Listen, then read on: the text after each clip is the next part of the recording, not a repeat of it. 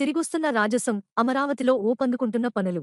రాజధాని అమరావతిలో నిర్మాణ పనులు ఒక్కొక్కటిగా వేగం పుంజుకుంటున్నాయి. రాజధాని నిర్మాణ పనుల కోసం ప్రభుత్వం టెండర్ల ప్రక్రియను శరవేగంగా పూర్తి చేస్తోంది. ప్రస్తుతం ఎమ్మెల్సీ ఎన్నికల కోడ్ కొనసాగుతున్న నేపథ్యంలో గతంలో టెండర్లు పూర్తి చేసుకుని గుత్తేదారులకు అప్పగించిన పనులు వేగంగా జరుగుతున్నాయి. తాజాగా రాజధాని గ్రామం రాయపూడి నుంచి దొండపాడు గ్రామం వరకు సీడ్ యాక్సెస్ రహదారిపై విద్యుత్తు దీపాల ఏర్పాట్లు చురుగ్గా సాగుతోంది. నెల రోజుల్లో ఈ పనులు పూర్తి అయ్యే అవకాశం ఉంది. త్వరలో దొండపాడు శివారు వరకు సీడ్ యాక్సెస్ రహదారి మిరుమిట్లు గొలిపే విద్యుత్తు దీపకాంతులతో ప్రకాశించనుంది. పునః ప్రారంభమైన ఇగ్నో భవన నిర్మాణం.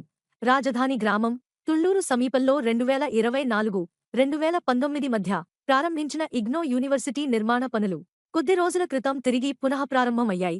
ప్రస్తుతం భవన నిర్మాణానికి మొదటి అంతస్తు స్లాబ్ వేయటానికి సన్నాహకాలు జరుగుతున్నాయి. రాజధానిలో N14 పక్కన సుమారు 2 ఎకరాల్లో G+7 ప్రణాళికతో భవన నిర్మాణ పనులు సాగుతున్నాయి.